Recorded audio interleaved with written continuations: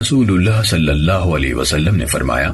جب رمضان آتا ہے جنت کے دروازے کھول دیے جاتے ہیں اور دوزخ کے دروازے بند کر دیے جاتے ہیں اور شیاطین بیڑیوں میں جکڑ دیے جاتے ہیں۔ سیدنا ابو ہریرہ رضی اللہ تعالیٰ عنہ نبی صلی اللہ علیہ وسلم سے مرفوعاً بیان کرتے ہیں، جس نے ایمان اور تقرب و ثواب کی نیت سے رمضان کے روزے رکھے اس کے پچھلے گناہ بخش دیے جاتے ہیں، اور جس نے ایمان اور تقرب و ثواب کے لیے لیلۃ القدر کا قیام کیا اس کے پچھلے گناہ معاف کر دیے جاتے ہیں۔ حضرت ابو ہریرہ رضی اللہ تعالیٰ عنہ بیان کرتے ہیں، رسول اللہ صلی اللہ علیہ وسلم نے فرمایا، ابن آدم کے ہر نیک عمل کو 10 گنا سے 700 گنا تک بڑھا دیا جاتا ہے۔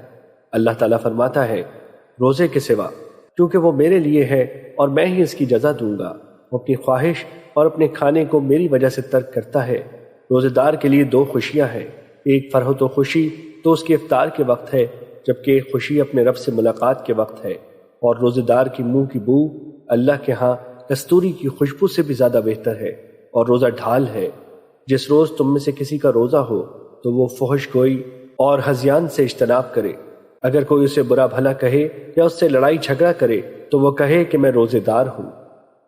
حضرت سلمان فارسی رضی اللہ تعالیٰ عنہ بیان کرتے ہیں، رسول اللہ صلی اللہ علیہ وسلم نے شعبان کے آخری روز ہمیں خطاب کرتے ہوئے فرمایا، لوگو، ایک بابرکت ماہ عظیم تم پر سایہ فگن ہوا ہے، اس میں ایک رات 1000 مہینوں سے بہتر ہے۔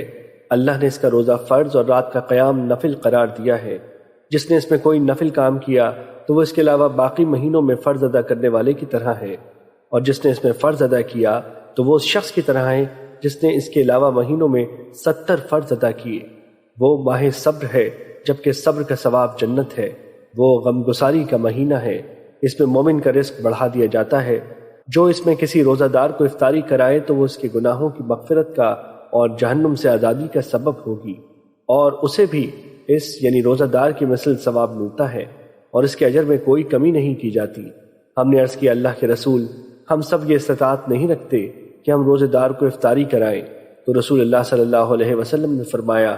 اللہ یہ ثواب اس شخص کو بھی عطا فرما دیتا ہے جو لسی کے گھونٹ یا ایک کھجور یا پانی کے ایک گھونٹ سے کسی روزے دار کی افطاری کراتا ہے،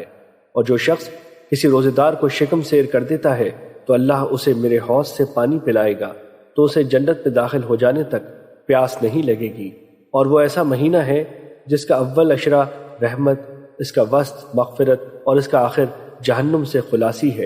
اور جو شخص اس میں اپنے مملوک سے رعایت برتے گا تو اللہ اس کی مغفرت فرما دے گا